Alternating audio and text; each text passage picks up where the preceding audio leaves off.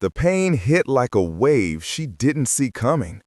One second, Mildred Hayes was reaching for a jar of sugar on the top shelf. The next, her foot slipped on the kitchen tile and the world tilted. She landed hard on her left side, the sound of glass shattering around her. For a moment, she couldn't move. The ache in her hip burned deep, sharp, the kind that made breathing feel like work. Her daughter, Patrice, rushed in from the next room. "Mama, don't move, just stay still." "I'm fine," Mildred tried to say, but her voice cracked. "Just let me sit up." Patrice knelt beside her. "No, you're not fine. We're going to the ER." By the time they arrived at the hospital, the waiting room was crowded. Coughing patients, restless children, and a row of tired faces illuminated by the blue glow of phones. Mildred leaned against the wheelchair armrest, trying not to wince. At the triage desk, a nurse tapped quickly on her screen. "Name?" "Mildred Hayes," Patrice answered. "Age?" 74. The nurse nodded, typing fast. A soft tone chimed from the computer. "Okay, the system's assigning her a moderate discomfort score. Non-urgent." Patrice frowned. "Non-urgent? She can barely stand." The nurse shrugged, not unkindly. "That's what it says. The AI triage tool calculates based on history, vitals, and recorded pain tolerance." Mildred forced a smile. "Maybe it's just being optimistic." The nurse printed a wristband and pointed toward the seats. "You'll be called soon." They weren't. An hour passed, then 2. The clock ticked loud in the quiet waiting room. Patrice's patience thinned with every grimace her mother tried to hide. "Mama, rate your pain again," she said. 8. Mildred whispered. "No, maybe 9." Patrice marched back to the desk. "Can someone please see her? She's in agony." The nurse looked apologetic. "Her triage code hasn't changed. The algorithm puts her behind critical cases." Patrice's voice sharpened. "So a computer gets to decide if my mother's pain counts?" The nurse's expression softened. "Honey, I don't like it either. It's supposed to help us prioritize faster, but sometimes—" She didn't finish the sentence. By the 5th hour, Mildred's lips were pale. She was sweating through her blouse, whispering little prayers under her breath. "I told you we should have just gone home," she murmured. Patrice squeezed her hand. "And do what, Mama? Hope the pain goes away on its own?" Mildred smiled faintly. "That's how we were raised. Pain's part of life." Patrice shook her head. "Not this kind." Finally, after 9 long hours, they were called back. A young doctor walked in, eyes tired, voice brisk. "Okay, Mrs. Hayes, let's see what's going on." He pressed gently along her hip, and she gasped. He frowned, pulled up her record on the tablet. "It says here you were triaged as moderate pain, no distress indicators recorded." Patrice's eyebrows shot up. "No distress? She's been in agony all day." The doctor scrolled, confused. "The algorithm bases part of its decision on prior data. It says here you have a history of high tolerance." Mildred blinked. "High tolerance? I had a tooth pulled without crying once, and now I'm immortal?" Patrice crossed her arms. "So the machine just assumes she doesn't hurt like everyone else?" The doctor sighed. "I know how it sounds, but that's what's in the record." He ordered an X-ray, and when the results came back, his tone changed. "Mrs. Hayes, you have a hairline fracture in your hip and some internal bleeding. You're lucky it didn't shift." Patrice's face went pale. 9 hours? She sat here 9 hours. The doctor looked down. "I'm sorry, the system flagged her as low priority." Later that night, in her hospital bed, Mildred stared at the ceiling. Her daughter sat beside her, anger simmering under exhaustion. "You know what's funny?" Mildred said softly. "All my life, people told me I was strong. You can handle pain, Miss Hayes. You're tough. And now, that's the reason they didn't help me." Patrice squeezed her hand. "You shouldn't have to bleed to be believed." Mildred nodded slowly. Seems like that's the only language some systems understand. Mildred's case wasn't rare. Hospitals across the country were turning to automated triage tools, digital helpers meant to save time and prioritize care. But when those systems learn from biased history, they repeat it faster. They don't see the pain, they see the pattern. And the pattern has always told them, Black women are strong, they can wait. Next, Patrice learns how the system actually measures pain and discovers that what hospitals call data is really just decades of disbelief dressed up in code. Patrice had always trusted hospitals. She grew up watching her mother care for everyone else, neighbors, grandkids, even strangers who showed up hungry at church. So when she saw Mildred's name listed as non-urgent, it didn't make sense. She needed to understand why. A few days after the surgery, while her mother rested, Patrice opened her laptop at the kitchen table. The screen's glow lit her tired eyes as she typed, "How hospitals use AI to measure pain." Thousands of results appeared, words like triage automation, pain prediction, risk scoring. She clicked one article from a medical tech site.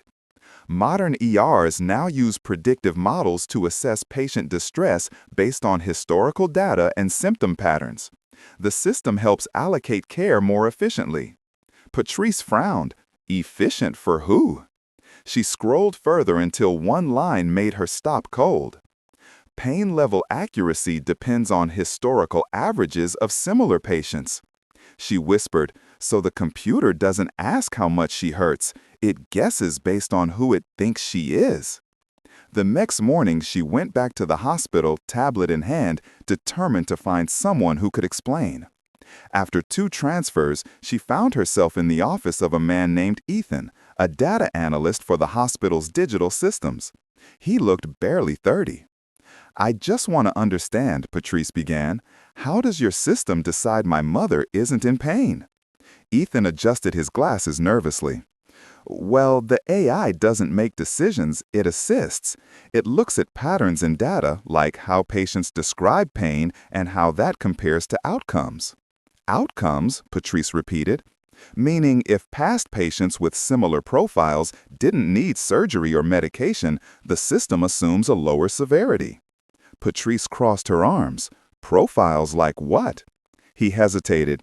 "Demographics, medical history, behavior during triage, sometimes even tone of voice." She stared. "Tone of voice?" "Yes, the model analyzes vocal stress and expression frequency. People who use stronger pain language, shouting, crying, tend to score higher. Patients who appear calm get lower scores." Patrice leaned back. "So because my mother stayed calm, the computer thought she was fine?" Ethan nodded slowly. "It's possible." Patrice shook her head. "She's 74. She was raised to be polite even when she's bleeding. You mean to tell me courtesy cost her 9 hours of care?" He opened his mouth, then closed it. The system was trained on millions of ER cases. If those cases reflect bias, the model inherits it. She frowned. "So it learned from history, but history didn't believe our pain in the first place." Ethan sighed. "I won't argue with that." That night, Patrice read more. Medical studies, ethics reports, testimonies from doctors. She found one line that hit her like a punch. For over a century, Black patients have been systematically undertreated for pain due to false assumptions of higher tolerance. The same sentence repeated in report after report. She whispered, "It's baked into the data." Every chart, every survey, every non-urgent label, all of it built from records written by people who saw strength as silence. The next morning, she brought her findings to her mother's hospital room. Mildred was sitting up, knitting quietly. "Mama," Patrice said softly, "I think I figured out why they made you wait." Mildred raised an eyebrow. "Because I'm old and Black?" Patrice blinked. "How'd you guess?" Her mother chuckled. "Baby, I've been living with that algorithm long before they put it in a computer." Patrice smiled sadly. "You're right. But now it's digital, and that means it doesn't just ignore you. It copies it 1,000 times. That afternoon, Patrice attended a family support group for hospital patients. When she told her story, heads nodded around the room. One man said, "My mother's arthritis pain never shows up high enough on their chart. They said she reports pain inconsistently." Another woman added, "My father's cancer scans were delayed because the AI tagged him as low distress. He was raised not to complain." Patrice sighed. So they built a system that confuses endurance with ease. A nurse nearby nodded. The computer isn't cruel, but it's careless. It sees patterns, not people. That evening, Patrice watched her mother sleep, the quiet hum of machines surrounding her. She thought about how something designed to help doctors save time had ended up stealing it from the very people who needed it most. Her notebook lay open on her lap. She wrote, "The system doesn't measure pain. It measures belief, and belief's been broken for a long time." She underlined it twice. Hospitals said automation would make care faster, but when speed comes at the cost of empathy, time becomes another kind of harm. Patrice was beginning to see that her mother's pain wasn't overlooked by accident. It was the result of decades of data telling machines that some people don't hurt the same way. Next, Patrice discovers just how far that bias goes. Hidden in old charts, coded words, and an electronic record that decided her mother could handle more than anyone should. A few days later, Patrice sat in a small office at the hospital, a stack of papers in front of her. She'd finally convinced a sympathetic nurse to print her mother's full triage record, the one the AI had used to calculate its pain score. She expected a list of numbers. What she found instead read like a story written by strangers. Under patient notes, one line stood out. "History of stoic behavior, rarely vocalizes distress." Patrice frowned. Stoic behavior? That's not a diagnosis. That's an opinion. Another note from 2 years earlier read, "Appears calm during examination. Pain tolerance appears high." She whispered, "Appears calm, appears high." None of this is about how she felt. It's about how they felt watching her. At the bottom of the page, the triage algorithm's reasoning was listed in neat bullet points. Vital signs stable, calm tone, consistent speech, low probability of acute distress. And next to it, in red, category non-urgent. Patrice exhaled slowly. They treated her like she wasn't even in her own story. Later that day, she brought the papers to Dr. Monroe, the ER physician who had admitted her mother after the delay.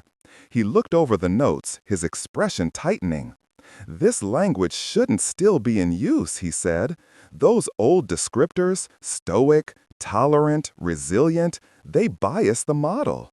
It's supposed to analyze objective data, but it pulls from human notes." "So it's not neutral?" Patrice said. "No, it's human bias multiplied." Dr. Monroe explained how the triage system's AI learned to rank urgency by patterns from tens of millions of past cases. If the data says people like your mother tend to recover faster, it assumes they don't need help as quickly. It doesn't know it's learning inequality, it just sees numbers. Patrice shook her head. "It doesn't see people, just patterns." He nodded, "And the pattern is broken."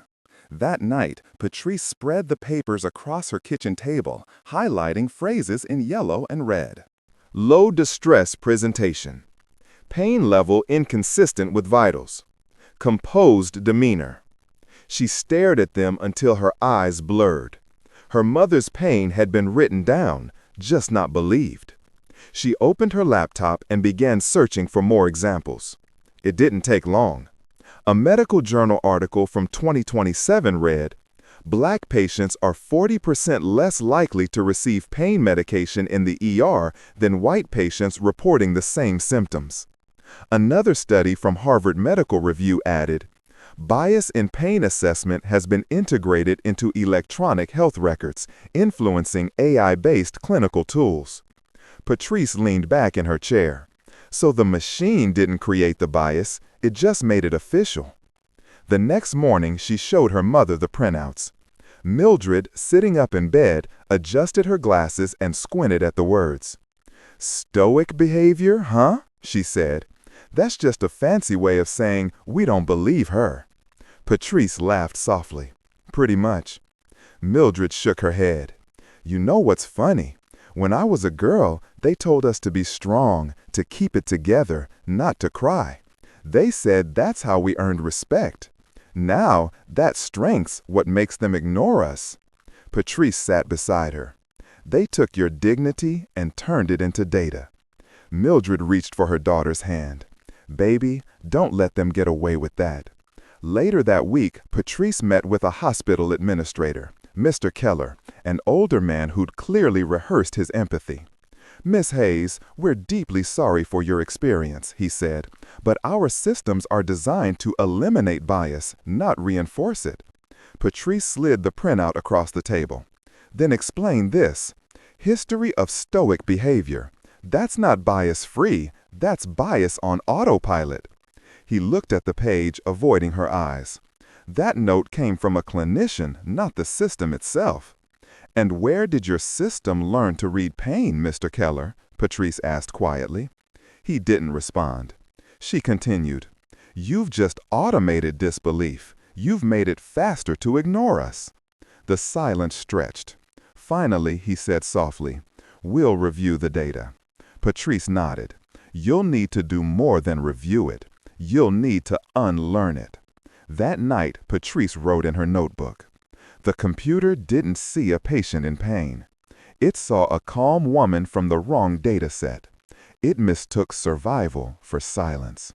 She paused, then added, "Every generation of our family learned how to bear pain quietly. The system decided that meant we don't feel it.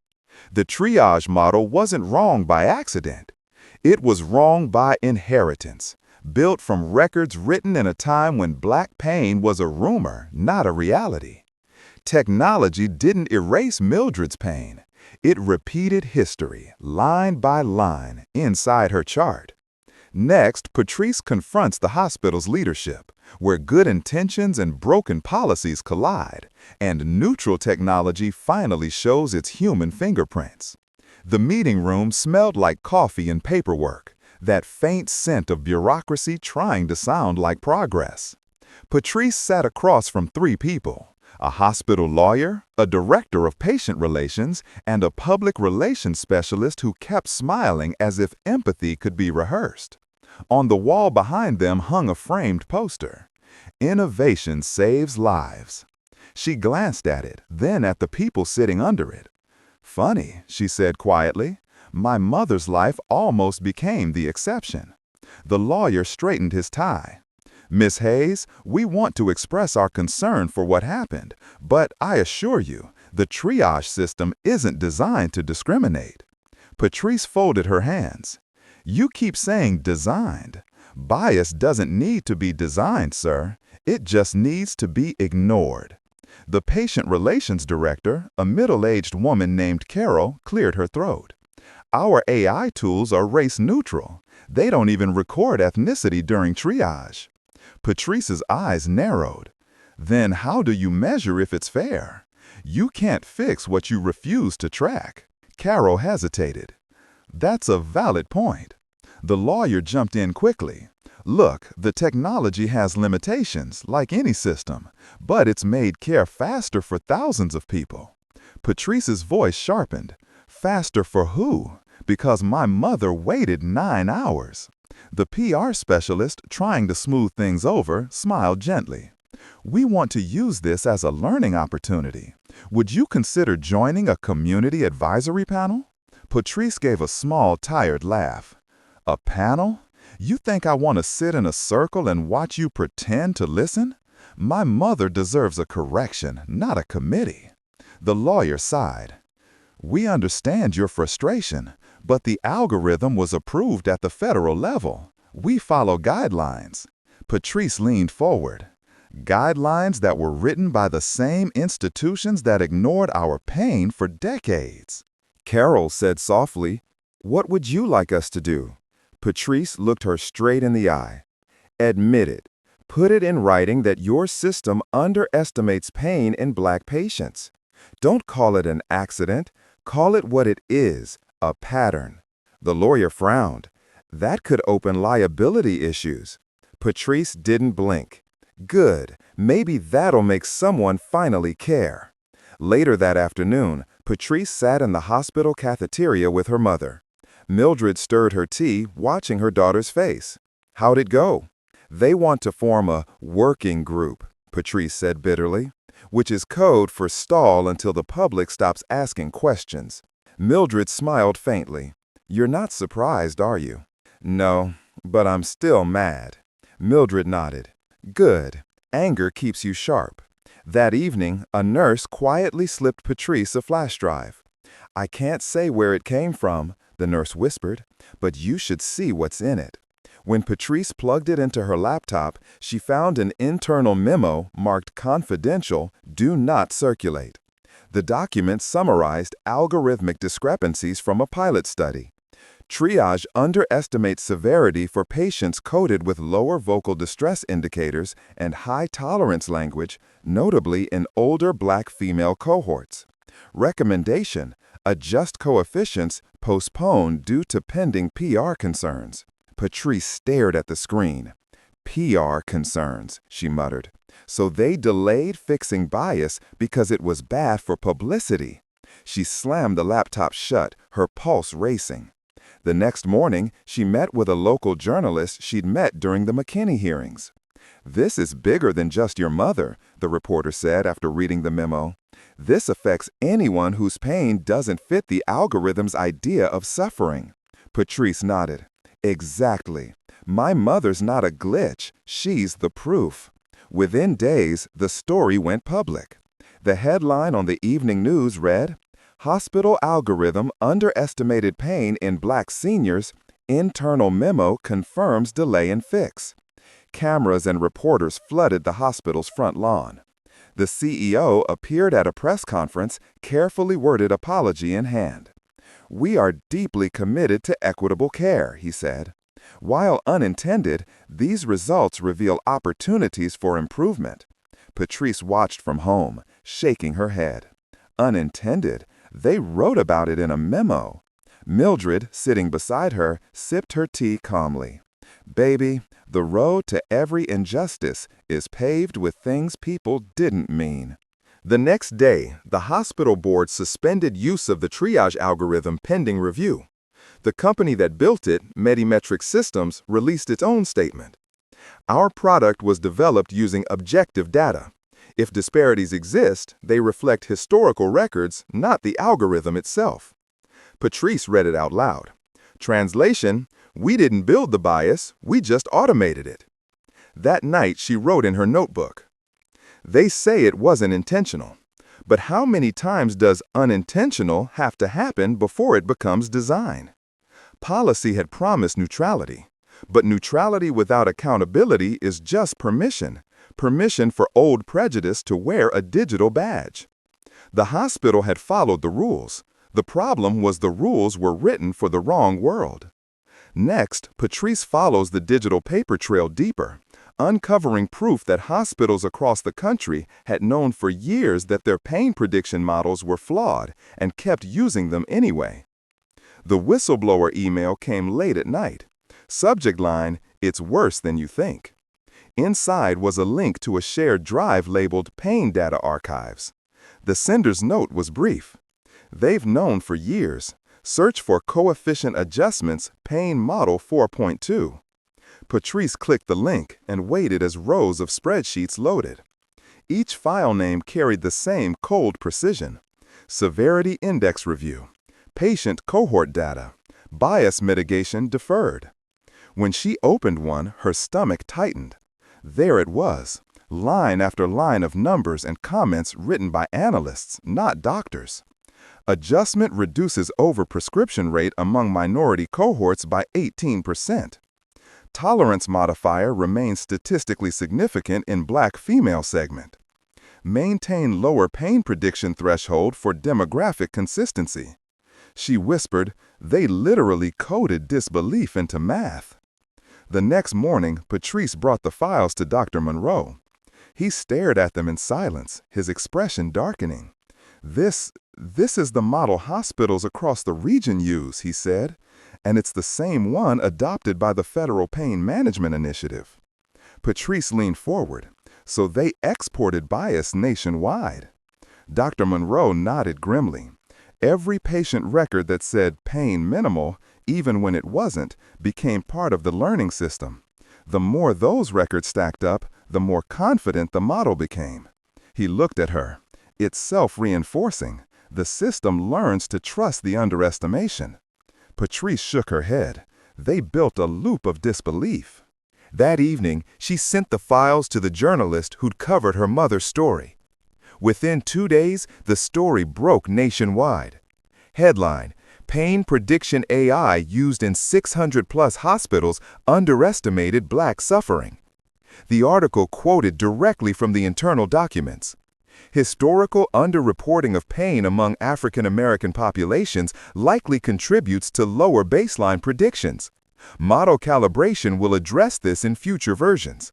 The journalist's commentary was sharp. They didn't fix it, they just filed it under future. The fallout was immediate. Civil rights groups demanded investigations. The Department of Health issued a statement acknowledging potential disparities in pain assessment algorithms. On social media, patients began sharing their own stories under a new hashtag, #PainWasReal. A woman in Texas wrote, "They told me my cramps weren't severe. I lost my pregnancy that night." A veteran from Georgia added, "The machine said mild pain. I had 3 fractured ribs." Every post made the data more human and harder to ignore. In the middle of it all, Patrice's phone rang. It was a young employee from Metametric, the company behind the algorithm. Her voice shook. "I can't keep quiet anymore. They've been sitting on fixes since last year. They called it too costly to retrain the model." Patrice closed her eyes. Too costly for them or for the people dying from misdiagnosis? "Both, I guess," the woman whispered. "They said adding new data from diverse patients would take months and millions." "Cheaper to ignore pain than to listen to it," Patrice muttered. A week later, Patrice was called to testify before a congressional subcommittee on healthcare bias. The chamber was crowded with reporters, lawyers, and doctors. She placed the printouts on the table and said, "This isn't a glitch. It's a history lesson written in numbers. The computer didn't decide to hurt anyone. It just learned from a system that already did." The room fell silent. Behind her, Mildred sat in her wheelchair, watching with quiet pride. Patrice continued, "Every one of these files has a number attached to someone's pain. My mother's, your aunt's, your neighbor's. When that pain was ignored, it didn't disappear. It became data, and now that data decides who gets help first." The next morning, headlines read, "The Hayes hearing, when data meets denial. Pain model scandal exposes systemic bias in AI healthcare. Public trust plummeted. Hospitals suspended the pain algorithm." Metametric stock fell 40% overnight. But Patrice wasn't celebrating. She sat beside her mother at home, both of them watching the news in silence. Mildred finally said, "You think they'll really change it this time?" Patrice sighed. "They have to. The numbers are out in the open now."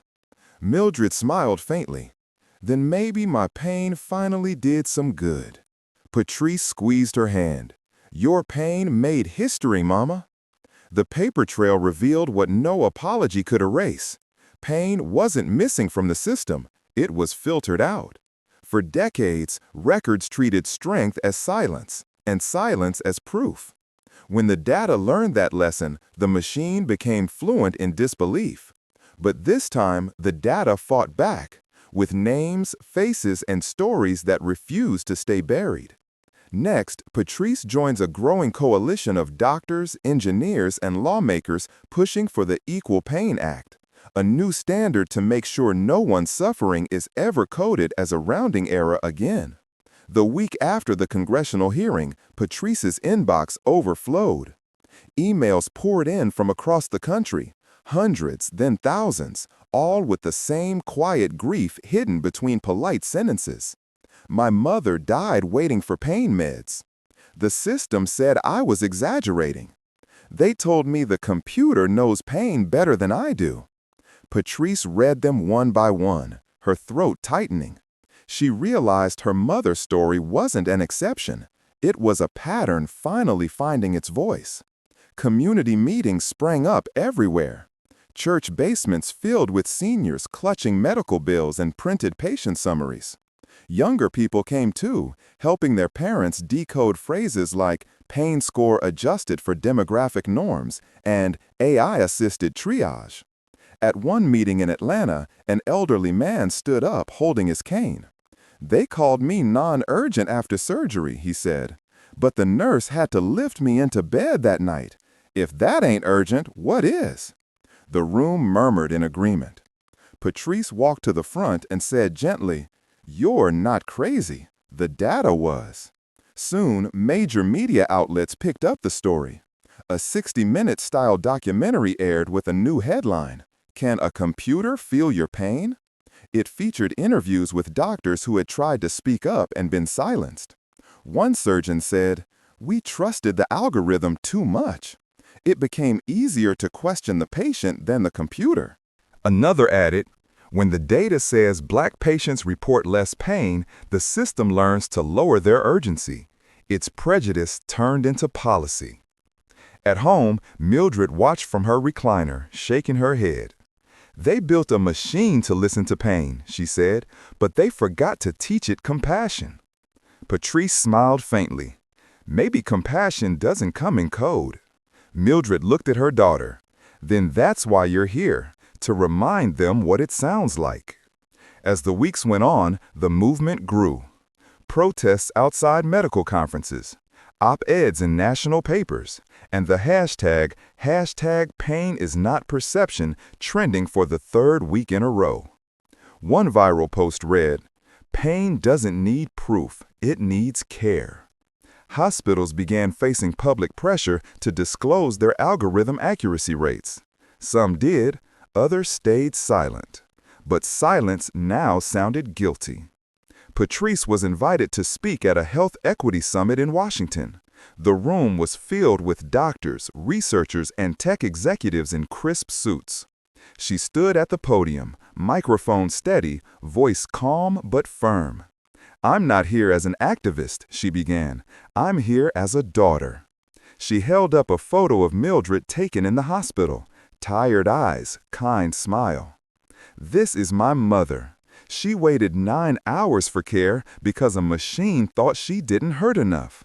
That same machine now decides care for thousands of people who look like her." She paused. "You call that innovation? I call it indifference with a user interface." A quiet ripple moved through the audience, the sound of guilt learning how to breathe. After the summit, a small group of young engineers approached her. One of them, a Black woman barely in her 20s, said, "I'm studying machine learning. I used to think data was neutral. Now I know it's only as honest as the people who write it." Patrice smiled. "Then make it honest, because every number you fix could be someone's next heartbeat." The pressure worked. Federal regulators announced a review of all AI medical tools in circulation. Hospitals began pausing their automated pain scoring systems. And for the first time, the FDA issued a statement admitting that algorithmic fairness must be treated as a patient safety issue. Patrice read it out loud to her mother over breakfast. Mildred grinned. "Patient safety issue, huh? That's the fancy way of saying we messed up." Patrice laughed. "Maybe, but at least they said it." Mildred nodded. "That's how change starts. First they deny it, then they rename it, then they fix it." What started with one woman's delayed diagnosis had become a national reckoning. Hospitals were finally admitting what patients had known all along, that bias doesn't vanish when it's digitized. It just hides behind code until someone calls it out. And for the first time, people weren't whispering their pain into silence. They were documenting it, demanding it be seen, and refusing to let history write over them again. That night, Patrice opened her mother's old notebook, the one where Mildred had written quotes and grocery lists side by side. On a blank page, she wrote, "We used to think pain made us invisible. Turns out, it made us undeniable." Next, the movement turns into policy, as the Equal Pain Act makes its way through Congress, bringing a promise that machines will never again define who deserves relief. The hearing room smelled like old carpet and strong coffee, the kind of place where promises are made in public and decisions happen in private. But that morning, something felt different. For once, the people sitting in the front rows weren't lobbyists in suits. They were patients, nurses, and mothers, people like Mildred and Patrice.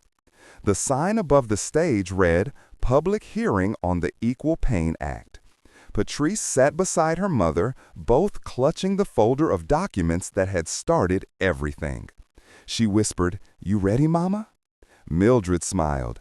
"Baby, I've been ready since the day they told me to wait." The first witness was a researcher from Howard University.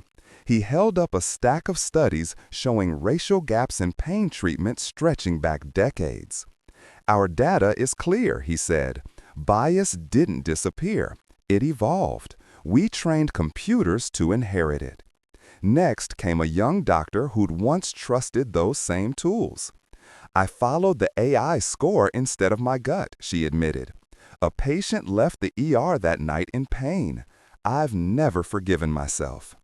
When it was Patrice's turn, she stood slowly, speaking in that steady, nurse-trained tone that carried both care and command.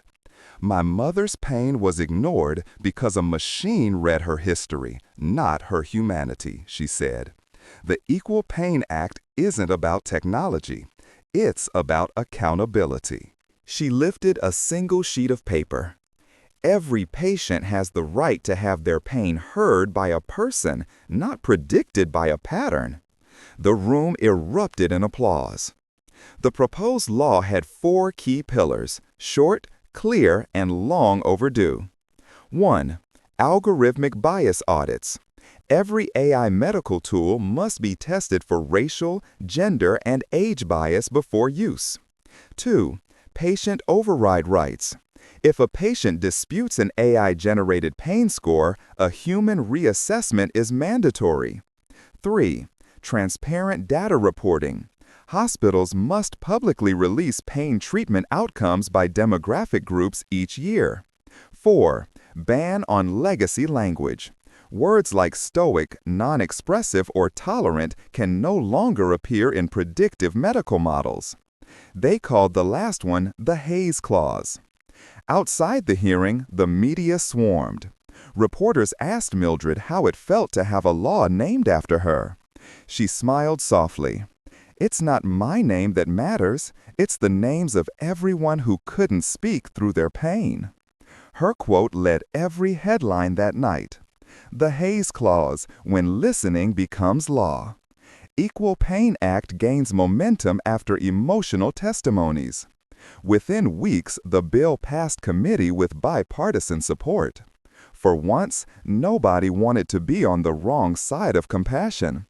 The president signed it into law that fall, calling it a milestone for medical justice. During the ceremony, Patrice stood beside her mother on the White House lawn. Cameras flashed as the president handed Mildred the signing pen. "Mildred Hayes," he said, "you reminded this country that strength and silence are not the same thing." Mildred smiled. "And you reminded me politicians can surprise me sometimes." The crowd laughed, and for a brief human moment, the law felt alive. After the signing, hospitals began rewriting their protocols. Each triage screen now included a new line in bold letters. Pain assessment incomplete without patient confirmation. Doctors were retrained to override AI recommendations when in doubt. Hospitals launched public dashboards showing pain treatment data, a new kind of transparency that felt like sunlight after decades of shade. And Metametric, the company that had built the original model, quietly rebranded with a new tagline: empathy in every algorithm. Patrice chuckled when she saw the ad.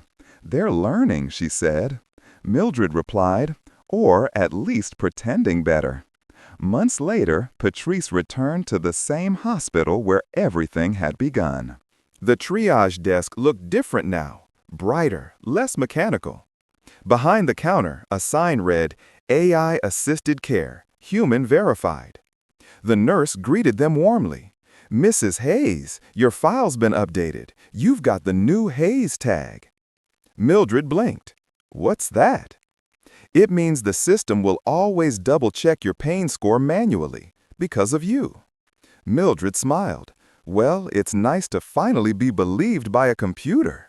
The Equal Pain Act didn't erase bias overnight, but it did something that mattered more. It made disbelief visible. It forced hospitals, lawmakers, and machines alike to admit what patients had known all along, that fairness starts with listening. And sometimes the loudest revolution begins with a quiet voice saying, "I hurt." That night, Patrice opened her mother's notebook again. On the last page, she wrote, "We turned pain into proof, proof into policy, and policy into protection." She handed it to Mildred, who smiled and added one more line beneath it. "Next time, maybe they'll believe us the first time we say it." Next, Mildred returns to the hospital, not as a patient, but as a teacher, helping young nurses learn that pain isn't weakness and care isn't a calculation. A year later, the waiting room didn't look the same. The harsh fluorescent lights had been replaced with warm lamps, and the old digital triage screen, the one that once decided Mildred's pain was non-urgent, now glowed with new words across the top. "Patient verification required, the Hayes standard." Mildred stood there for a moment, cane in hand, reading those words like they were a hymn. A young nurse smiled from behind the counter. "Mrs. Hayes, you probably don't remember me, but we learned about you in training." Mildred raised an eyebrow. "Lord, what are they teaching y'all? How to actually listen?" The nurse laughed. "Exactly that. We're taught to double-check the score, ask again, and never assume quiet means comfortable." "Well," Mildred said, "about time." Inside the exam room, the new system displayed her record on a tablet. At the top was a green banner. "Pain evaluation, human verified." "Previous bias indicators removed." Dr. Monroe walked in smiling. "Mrs. Hayes, it's good to see you on better terms." Mildred grinned. "It's nice to come in here without a stopwatch running." He nodded. "We've come a long way. Now every assessment includes a second check. It's policy, because of you." She chuckled. "I never planned to make policy. I just wanted somebody to believe me." Later that afternoon, Mildred and Patrice visited a local nursing school to speak with a class of students. The lecture slide behind them read, "The Hayes Provision, Rebuilding Trust Through Listening."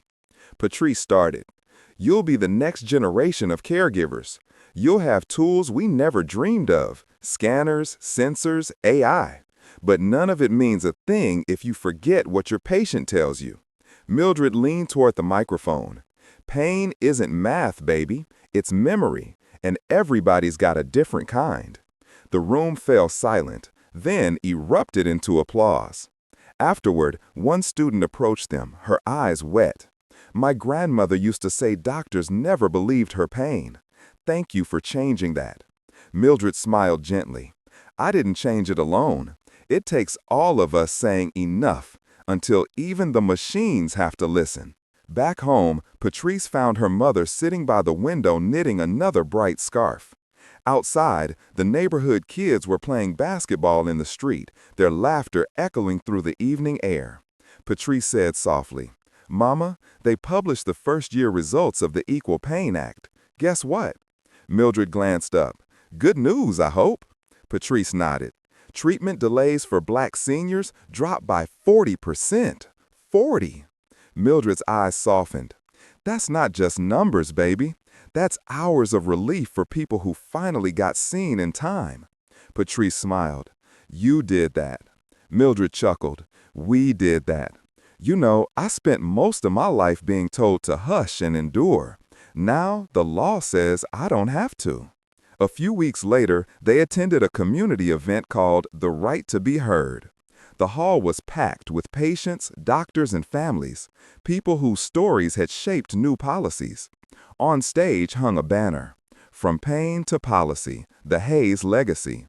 Mildred stepped up to the podium, her voice calm and strong. "They used to say our pain was invisible," she began. "But the truth is, they just didn't look hard enough. Now, the system has to look. It has to listen. Because pain doesn't come with a color, and silence doesn't mean peace." She paused, scanning the crowd. "So if you're hurting, speak. And if you're listening, believe. That's how healing starts." The crowd stood to their feet, applause rising like a wave. That night, back at home, Mildred opened her old notebook, the same one she'd carried through hospital stays and hearings and history. The pages were filled now. Hospital notes, newspaper clippings, a copy of the law's text, and her own handwriting from the day she first wrote. They called it mild pain. On the very last page, she wrote one final line.